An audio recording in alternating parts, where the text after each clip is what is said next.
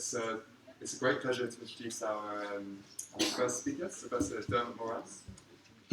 Professor Moran is Professor at the School of Philosophy, University College Dublin, and he's also Joseph Chair in Catholic Philosophy at Boston College, as well as being President of the International Federation of Philosophical Studies. And he's published widely on, particularly within phenomenological scholarship. He's one of the major figures in contemporary phenomenological scholarship, and has published very important work on figures such as Husserl, Merleau-Ponty, and Heidegger. And I'll just briefly mention three of his many, many works. A book from 2005, which I'm sure many of you are familiar with, entitled Introduction to Phenomenology, that was published with Routledge. A book from 2012, which was published with Cambridge University Press, Husserl's Crisis of the European Sciences and Transcendental Phenomenology, an introduction. And finally, a book that was published in 2016 with Routledge, that Professor Moran edited with Thomas Santer, entitled The Phenomenology of Sociality, Discovering the We. Without further ado, I'll pass over to Professor Moran. Thank you, James. I thought I would just try and give some words for the defense of the objective gaze here as the opening of the conference. And I started looking at the notion of objectivity within phenomenology, and as usual it's very complicated, and I'm going to suggest there's sort of different notions of objectivity, of the theoretical attitude, and indeed of what Husserl calls the transcendental attitude, all of which he talks about in terms of involving a certain detached spectator approach. So I'm going to try and tease that out a little bit. As you can see, the recognition of objectivity is actually very important for Husserl and was part of his attempt to overcome psychologism in logic by arguing for the existence of truths in themselves. But he went on in his later writings to see what he called the outbreak of the theoretical attitude as a major breakthrough in Western culture that split the natural or mythical attitude into a new attitude. He credited the ancient Greeks for this in the Vienna lecture, and maintained that this new attitude, this theoretical attitude, was responsible for science. Now, in the Crisis, he then gives a story about how modern science, since Galileo, has one-sidedly produced a version of this objectivity, and most recently, he criticized psychology, empirical psychology, for having what he regarded as a one-sided or false detached observer position, which, however, he thought was still built upon what he overall saw as the natural attitude. So Husserl was proposing a new a detached attitude, if you like, rather different from the standard objectivity found in the psychological sciences and in physical sciences, and one that was nonetheless still described by him as that of the disinterested or non-participating spectator. I have a quotation here which I won't read in full, but he talks about the real aim of his phenomenology as a new science of subjectivity in contrast to other objective sciences, which included for him the objective science of men and animals, a subjectivity that was part of the world, that's psychology. Now, however, we are envisaging a science that is, so to speak, absolutely subjective, whose thematic object either exists whether or not the world exists. At the beginning, this science can posit nothing but the ego and what is included in the ego itself, with a horizon of undetermined determinability. This is the famous Cartesian meditation formulation for a kind of new science of absolute subjectivity. Actually, something I didn't, when I started writing this paper, I didn't realize how few or how rarely the term detached or disinterested spectator shows up in Husserl. He uses it only in the mature works and only a few times. I think there's only half a dozen occurrences in the Crisis, for example. He uses a number of different terminologies: disinterested spectator, non-participating spectator, pure theoretical spectator, and then the sheer or mere transcendental spectator. Well, what's interesting is that he maintains that, especially in the last position, the transcendental spectator, It opens up, as he puts it, new modes of intentionality, and it is receptive, there's the quote, to new forms of motivations only recognizable within this attitude. So generally speaking, this detached observer attitude for Husserl is a very, very important one. He maintains it has, as I said, an outbreak or a breakthrough, Einbruch, in the ancient Greeks. And he says what happens at this point, Greek skepticism he credits for this, the human being becomes a non-participating spectator, surveyor of the world, he becomes a philosopher, or rather from this point on his life becomes receptive to motivations which are possible only in this attitude, motivations for new sorts of goals, for thoughts and methods through which finally philosophy comes to be, and he, this meditating person, becomes a philosopher. So, I mean, Husserl has a very positive view of this overall Überschau of the world. And he has, I will skip that, he will he say a little bit more about it, but for him it becomes possible only through, as we know, this notion of a radical break or suspension of the natural attitude, which he also describes in many places as the human attitude. So in line with the very title of this conference, Husserl is actually defending a kind of inhuman gaze.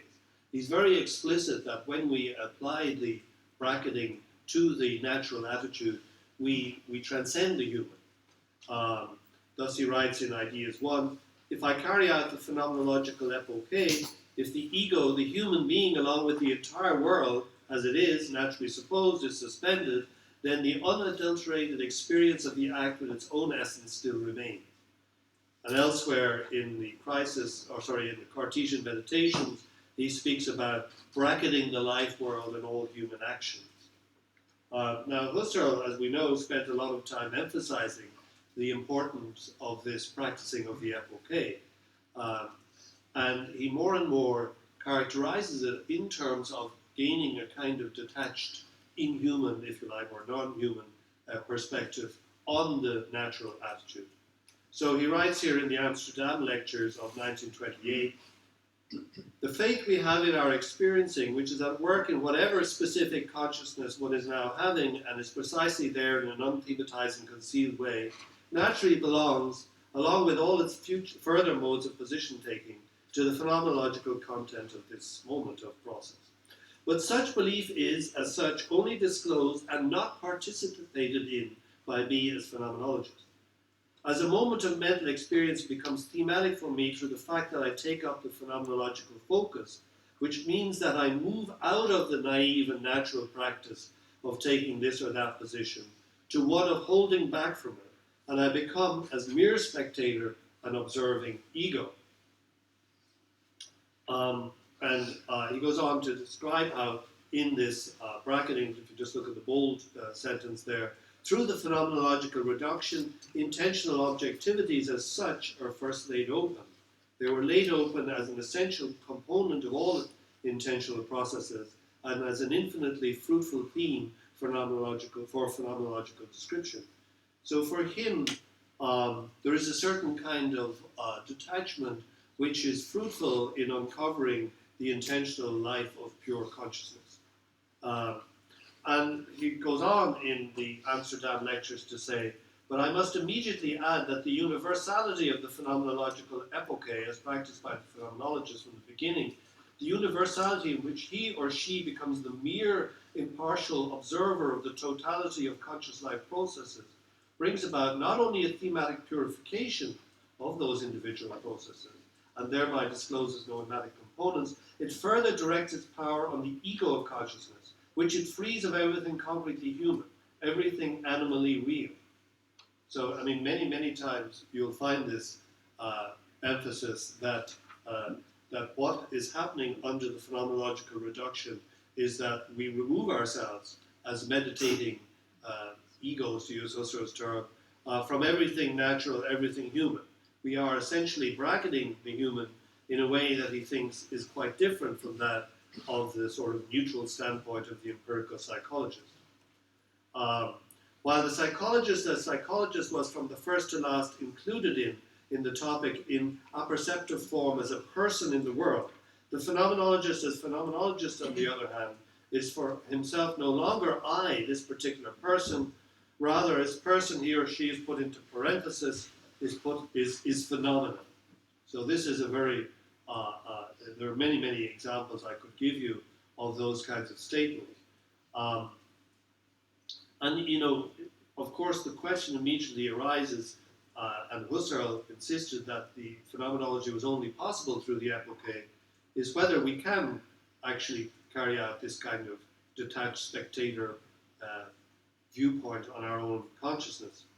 And Husserl maintained that this required a specific act of willing, that it had to be done through a deliberate position taking, as he puts it. And there's been some discussion about this because it can't be just willing in the everyday sense, which is embedded in the natural attitude.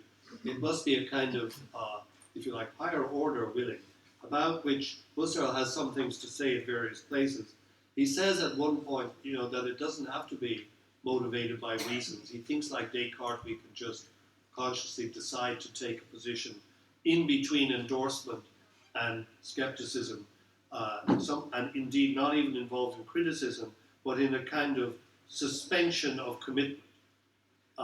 So what is disabled, as I say here, is our whole belief in the world, our whole commitment to the world. But not only that, there must be, for Husserl, a suspension of all forms of practical engagement to what Husserl calls our practical interests.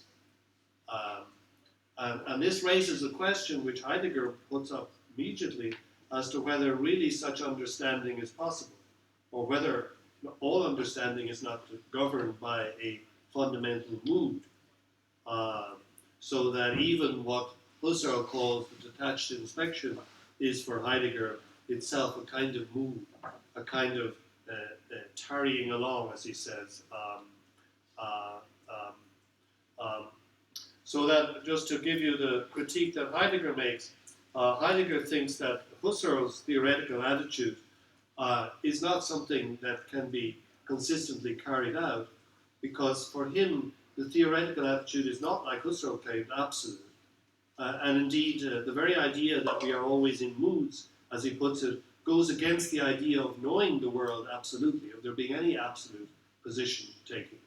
So he says that even the purest theoria, or theoretical contemplation, has not left moods behind, and in fact he interprets this theoretical inspection, as he puts it, a kind of tranquil dwelling or tarrying, whiling away alongside of the phenomenon. So it is a kind of so that Heidegger says about the theoretical attitude that one would think that in theoretical exploration one merely looks at entities and hold back any kind of manipulation, pull back from the Zuhanden lines of our everyday practical existence.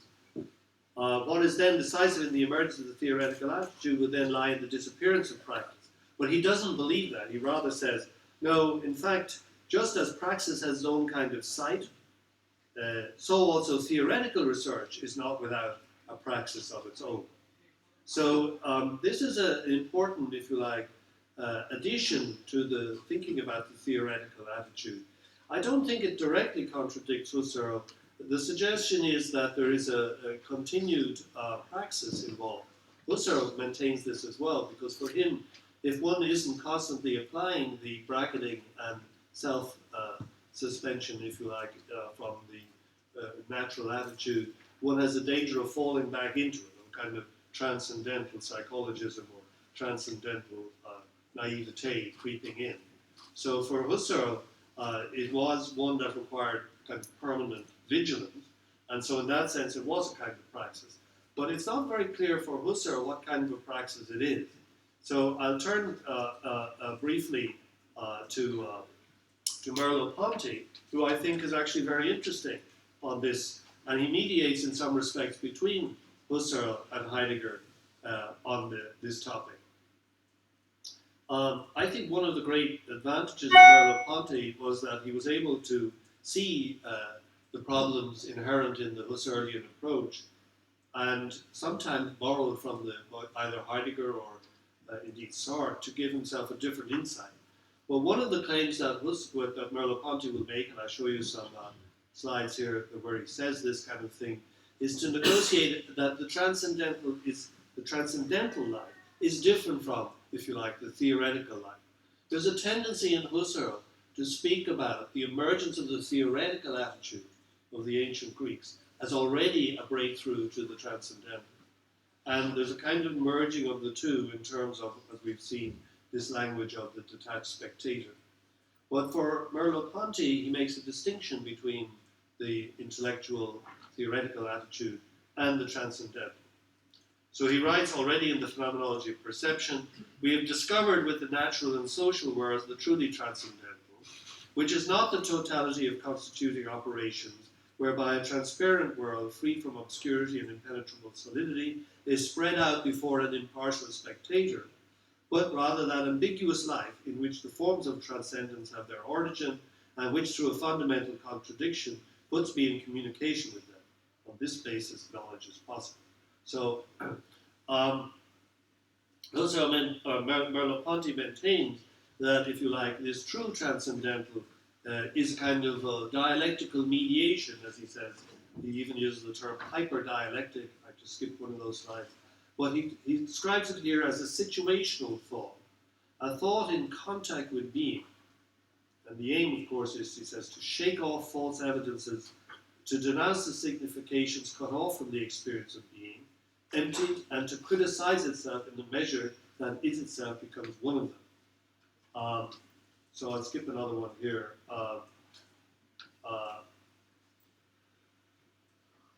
And just give you some of the thoughts that he has about this in terms of his mediation on the nature of the look, in commenting on Sartre. He's talking in the visible and the invisible about Sartre's rather sharp distinction between being and nothingness. And Merleau-Ponty writes, either the analytic of being and nothingness is an idealism and does not give us the brute or unreflective being we seek, or if it is something else, this is because it goes beyond and transforms the initial definitions. Then I am no longer the pure negative, the bourgeois. To see is no longer simply to annihilate.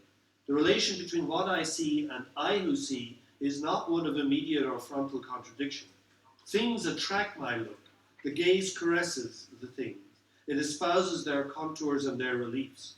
Between it and them, we catch sight of a complicity.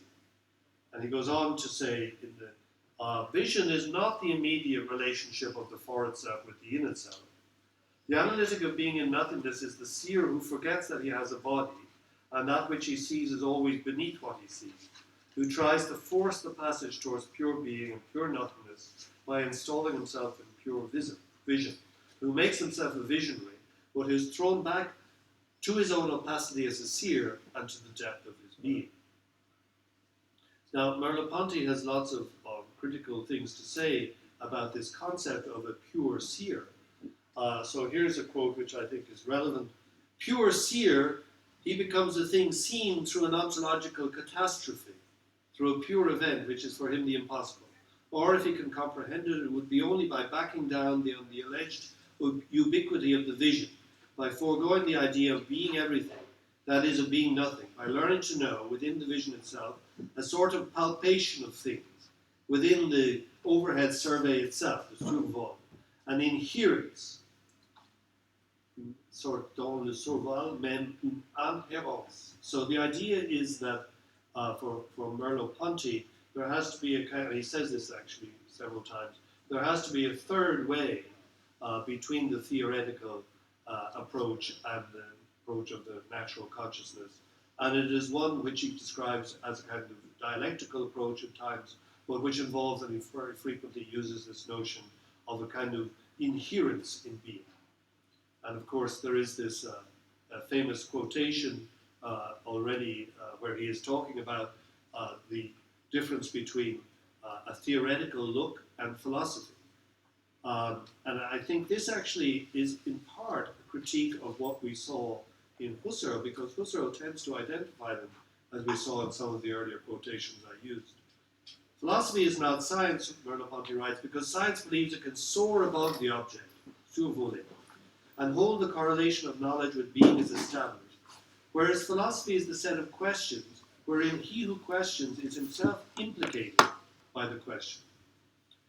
But a physics that has learned to situate the physicist physically, a psychology that has learned to situate the psychologist in the socio-historical world, has lost the illusion of the absolute overview. They do not only tolerate, they enjoin a radical examination of our belongingness to the world before all science.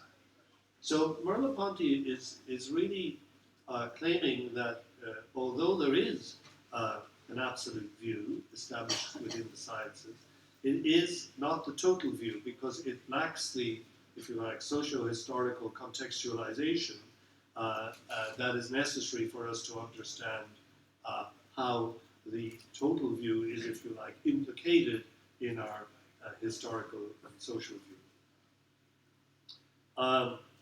And he writes here, which I think is rather close to some of the quotations that Anya used earlier, for a philosophy that is installed in pure vision, in the aerial view of the panorama, there can be no encounter with another, for the look dominates. It can dominate only things, and if it falls upon men, it transforms them into puppets, which move about by springs. It goes to give an example. High places attract those who wish to look over the world with an eagle-eye view. Vision ceases to be solved, says only close up, when the other turns back upon me the luminous rays in which I have caught him, renders precise that corporeal adhesion,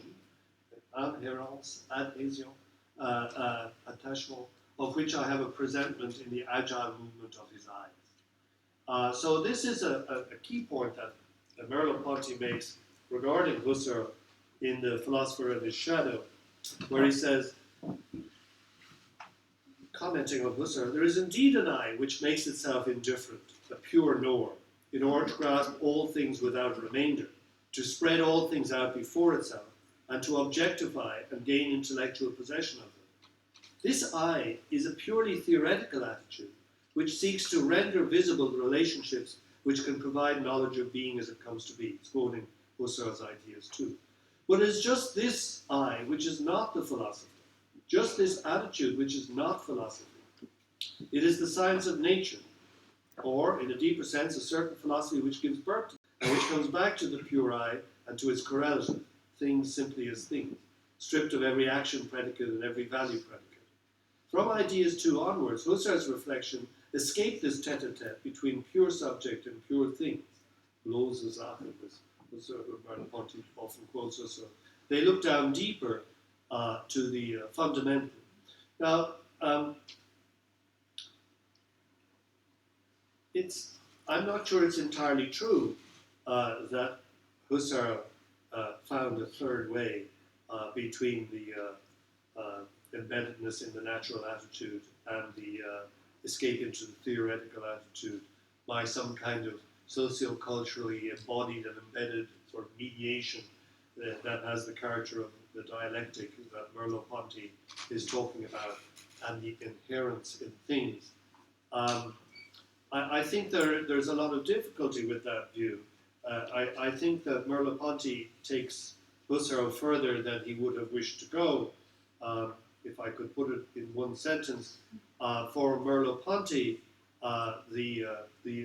our ambiguous life itself is the source of a kind of transcendence, because the lack of a fixed set of given meanings means that there's always a kind of openness. And I've skipped some quotes where Merleau-Ponty talks about ouverture, about the need for openness as the way in which we should understand reality.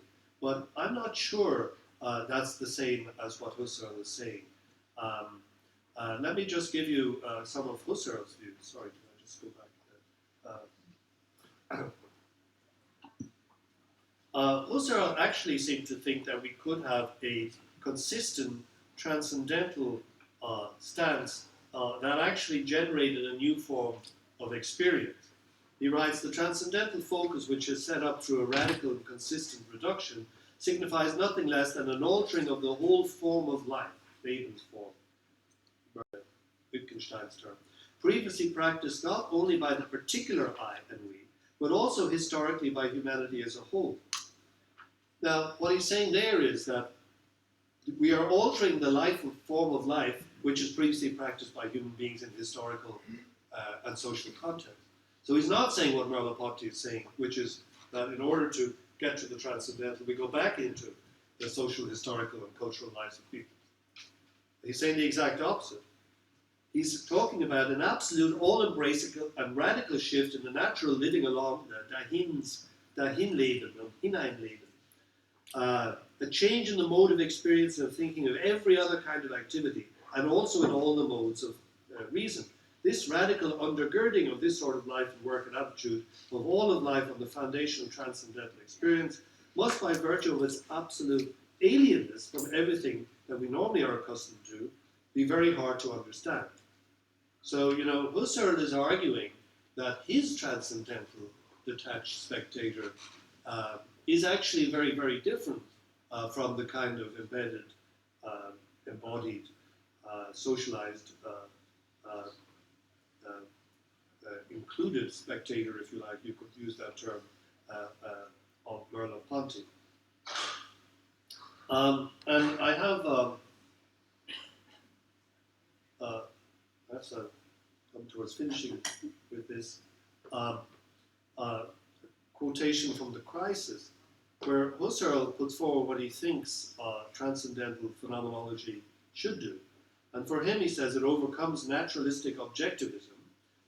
So it is anti-objectivist in one sense, and every sort of objectivism in the only possible way, namely to the fact that he who philosophizes proceeds from his own ego, and this purely as the performer of all his validities, of which he then becomes the purely theoretical spectator. So Husserl never gave up this idea that the phenomenologist is a purely theoretical spectator of his or her own life, bracketing everything that is human, cultural, social, and all the prejudices of the natural attitude. And then he goes on saying, this attitude, it is possible to construct an absolutely self-sufficient science of the spirit in the form of consistently coming to terms with oneself and with the world as spiritual accomplishment. Here, the spirit is not in or alongside nature, rather nature itself is drawn up into the spiritual sphere. Also, the ego is then no longer an isolated thing along other such things in a pre-given world.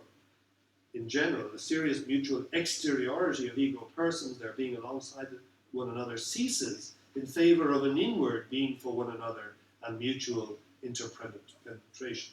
So, just to come to a conclusion, it seems to me that in Husserl, anyway, and in the classical phenomenological position, there's a strong defense of objectivity. The objective stance broke free from thousands of years of servitude, if you like, in the natural attitude or in the mythopoeic outlook. And this kind of detached observer objectivity is foundational for science. However, I think this is the contribution of phenomenology, the practice of this objective gaze has to be recognized that it is actually a gaze or a stance or a viewpoint. And furthermore, that objectivity isn't just the outcome of our natural experience, but rather is a very particular form of achievement and involves, as Heidegger says, a practice. Furthermore, that for phenomenology, generally speaking, this includes Husserl, Heidegger, Merleau-Ponty, the truly genuine objectivity includes recognition of the participation of subjective experience in the constitution of objectivity. But it also recognizes that all forms of givenness are, if you like, correlated with some kind of determining act or mood or approach, which is cashed out in different ways by different phenomenologists. But finally, and this is something that you find especially in Husserl, this notion of Ich-Spaltung, that there's a kind of self-splitting that is achieved in the phenomenological self-awareness, which involves a kind of self-distanciation from everything human. It is a kind of practice of the inhuman gaze, and I will leave it to the discussion to talk more about how it might be done. Okay, thank you very much.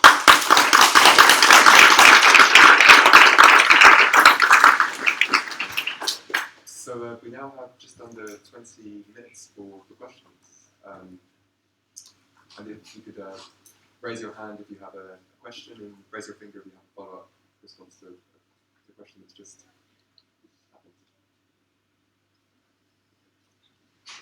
Thanks, Dermot, for that paper. That's rich and interesting. I wonder if you could say something about how you see the relation between Heidegger and Merleau-Ponty. You said that you were not so sympathetic with Heidegger's criticism of Husserl, of his criticism that says objectivity is a kind of praxis. You said Husserl already sees it as a kind of praxis, even if that's underdeveloped. But you seem more sympathetic to Merleau-Ponty's account, which finds in ambiguous life something between the transcendental and the natural attitude.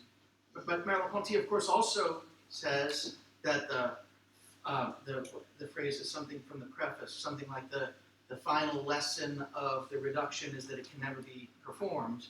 So it seems as though he's got a criticism of the full transcendental attitude also. So how do you see the relation between Heidegger and Merleau-Ponty? Well, the Heidegger-Merleau-Ponty relationship is very difficult, actually, to splice out very precisely.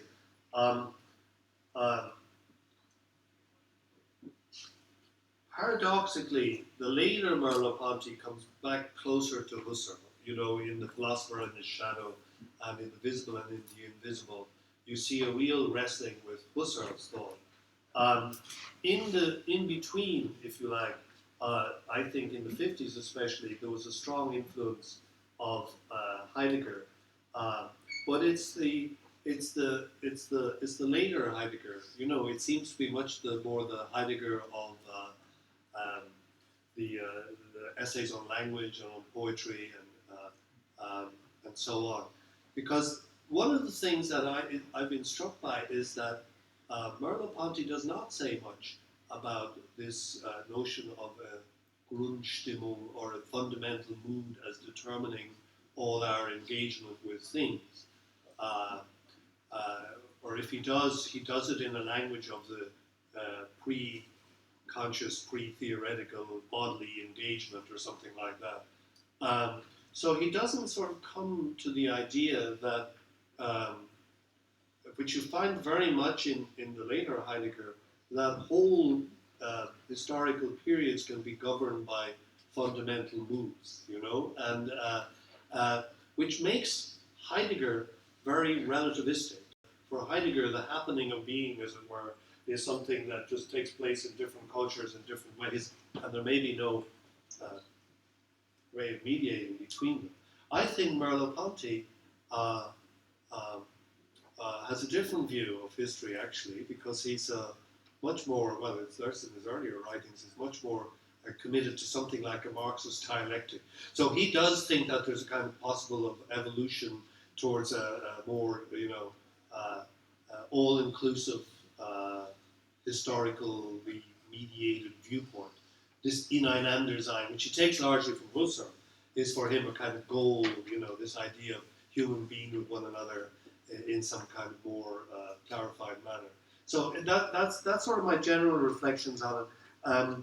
My very specific ones on it are that I think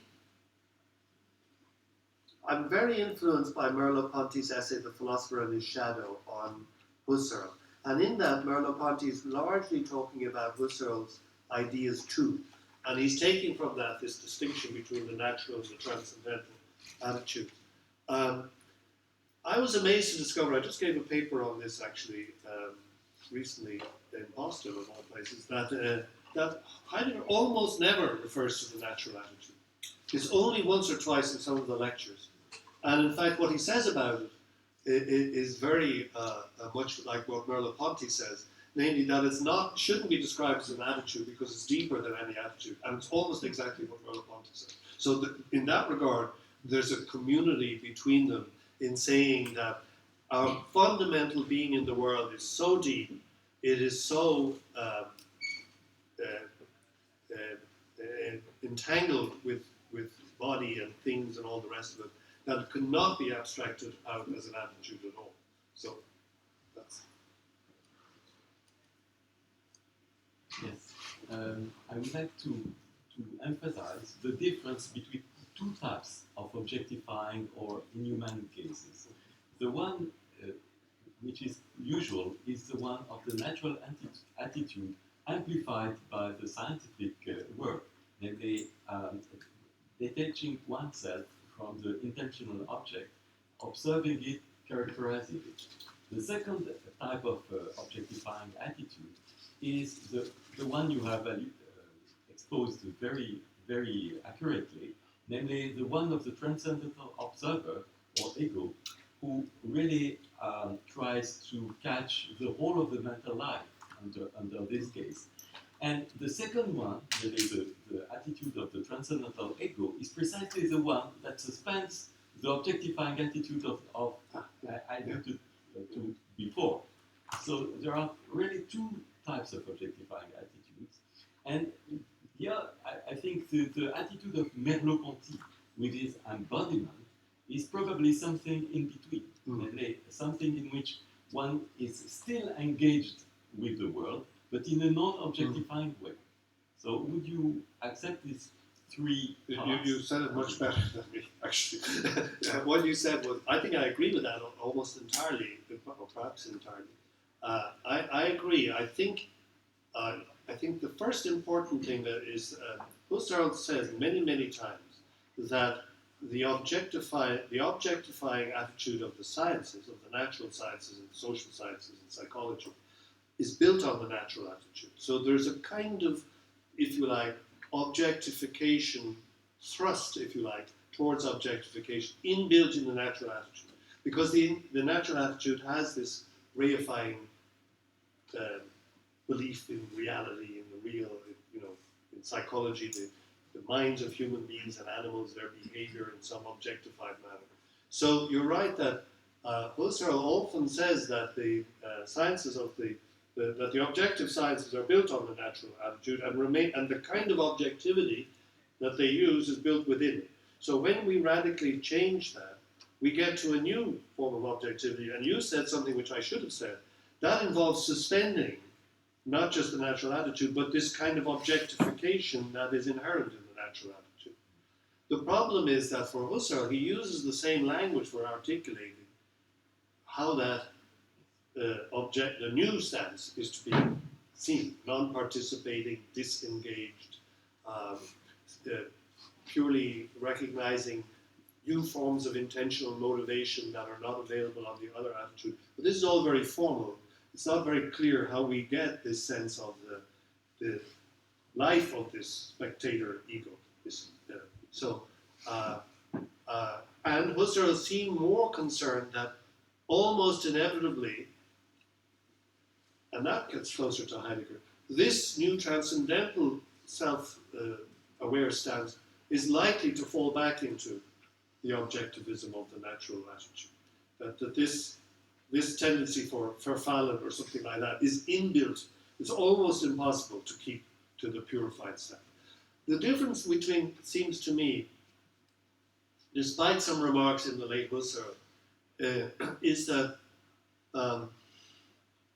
Husserl seemed to think of this transcendental spectator stance as disengaged from historical social experience. And I think Merleau-Ponty takes the opposite view of this. So for him, the self is, if you like, we are re-embedded in history, but now we take the view of ourselves as somehow involved in the whole process of humankind or something like that. I'm not sure how to articulate this. I was wondering where you would put in this landscape of inhumanity, where you would put Merleau-Ponty's ontology, and especially his view on nature, the capital N, Yeah. and not the natural view and natural evidence of the human being, even when it is embedded in human history.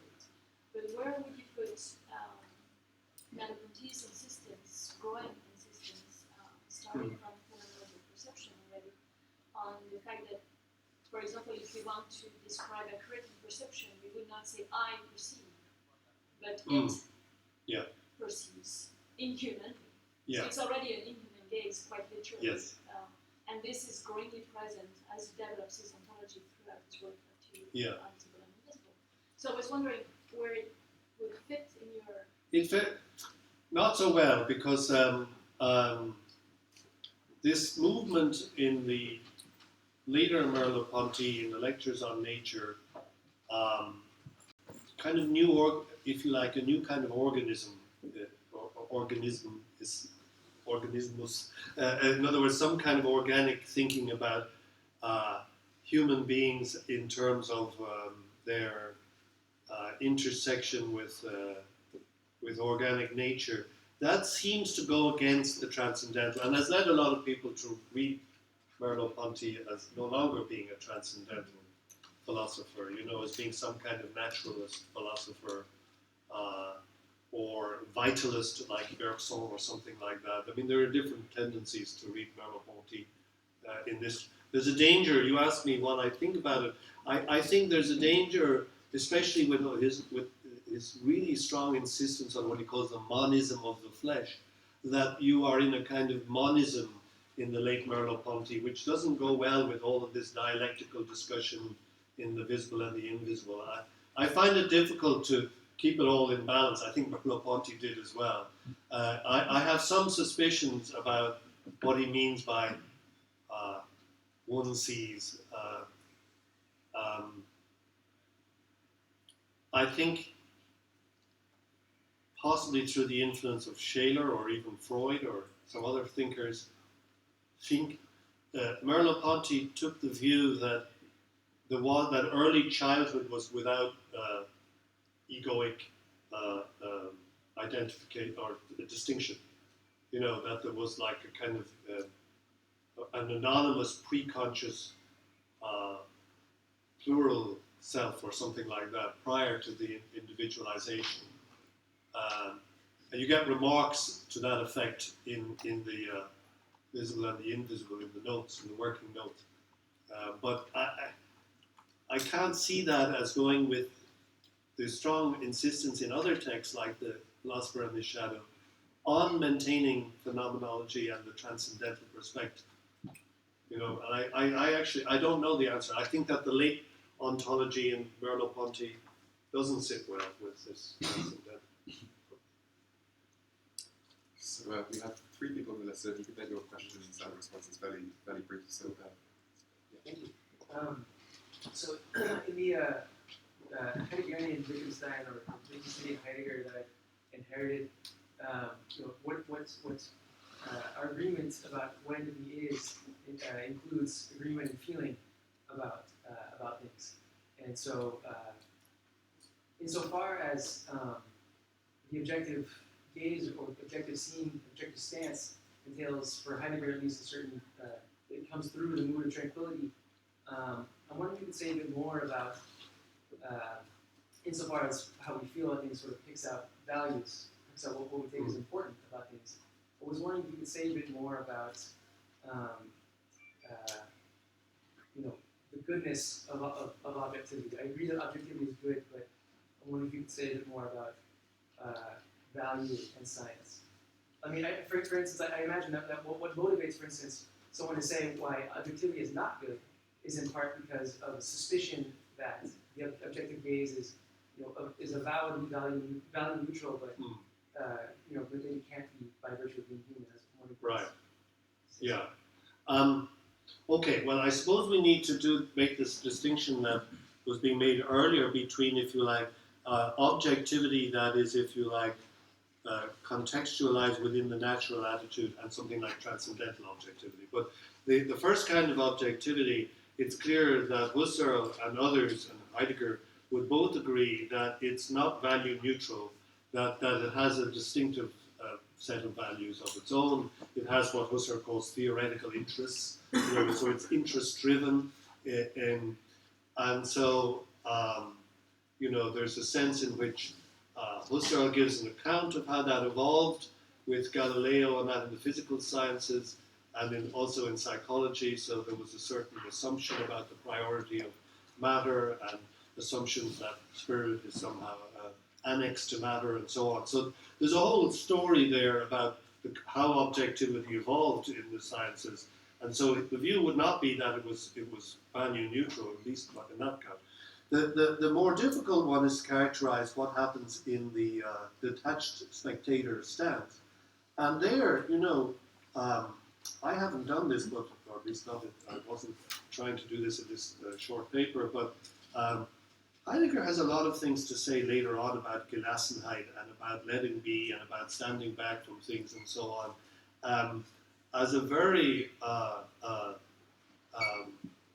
difficult but necessary practice in order to sort of grasp the meaning of being over and against various forms of technological or technically framed thinking. And in this later version, there's a lot of things that sound like the later Husserl.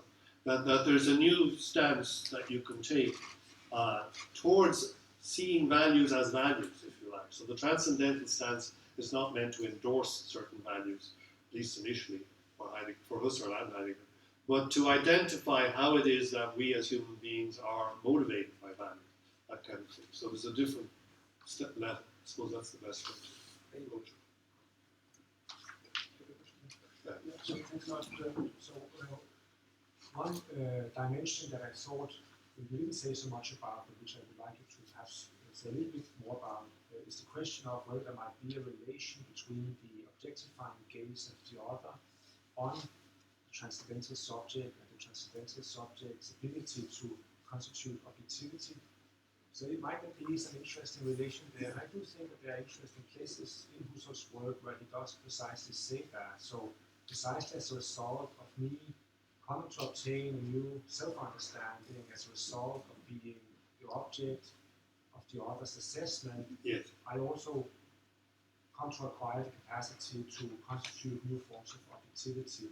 yes. So this is, I think, it's just a way of spelling out, I guess, one of the themes of the conference in a slightly different way. But there's actually something very positive about the objectifying gaze of the author. It's not merely reifying. Yes, absolutely.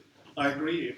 I didn't say anything. I just thought there'd be so many other people talking about empathy and Einfühlung that I didn't say anything about it. And also because, unfortunately, the more you get into Merleau-Ponty, nearly all the time he has in background being and nothingness and the kind of objectifying look that is there. And Merleau-Ponty is often referring to that as a rather fixed form of objectification, if you like. But you're absolutely right, and already even in such egoistic texts as the Cartesian Meditations, Husserl is constantly making the point that that the concrete experience of the other and of myself as seen by the other give me a new form of self-understanding or self-objectification, which is the basis for ultimately all forms of intersubjective objectivity, if you could call it like that. There are lots of remarks on that basis, similarly especially the Husserliana 15, where he's talking a lot about a kind of interpenetrating.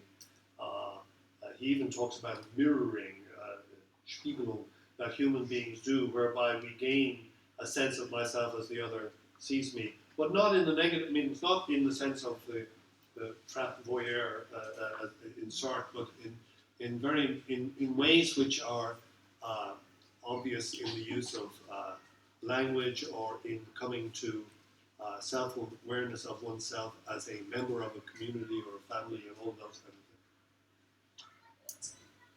things. So we can now run out of time, I'm afraid. There's still some people who want to ask questions, but perhaps they can take that up later this afternoon. So. Okay, thank you very much.